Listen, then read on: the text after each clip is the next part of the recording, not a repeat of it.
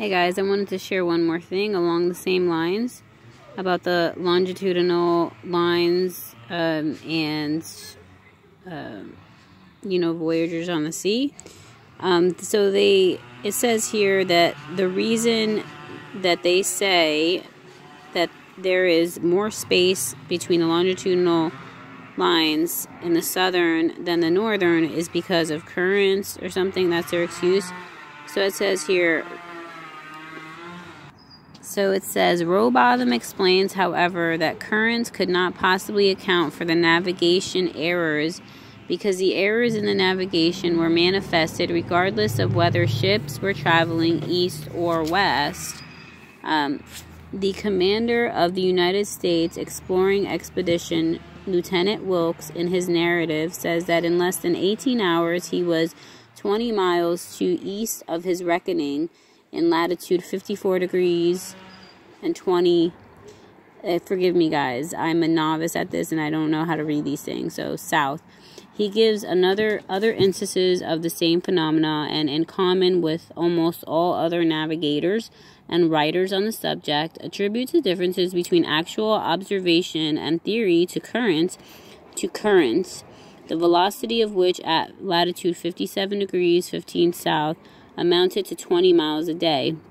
The commanders of these various expeditions were, of course, with their education and belief in the Earth's rotundity, they were not able to conceive of any other cause for the differences between log and chronometer results than the existence of currents. But one simple fact is entirely fatal to such an explanation, that when the route taken is east or west, the same results are experienced. The water of the southern region cannot be running in two opposite directions at the same time, and hence, although various local and variable currents have been noticed, they cannot be shown to be the cause of the discrepancies so generally observed in high southern latitudes between time and log results. The conclusion is one of necessity, is forced upon us by the sum of the evidence collected that the degree of longitude in any given southern latitude are larger than the degrees of any latitude nearer to the northern center, thus proving the already more than sufficiently demonstrated fact that the Earth is a plane, having a northern center, in relation to which degrees of latitude are concentric, and from which degrees of longitude are diverging lines continually increasing in their distance from each other as they are prolonged towards the great glacial southern circumference. It says, below is a map depicting the path of the sun. They would progress in their path from the Tropic of Cancer for the summer months in the north to the Tropic of Capricorn for the winter months in the north. So let me see here. Did I even have it on my phone? Okay, there's another map. So that's interesting.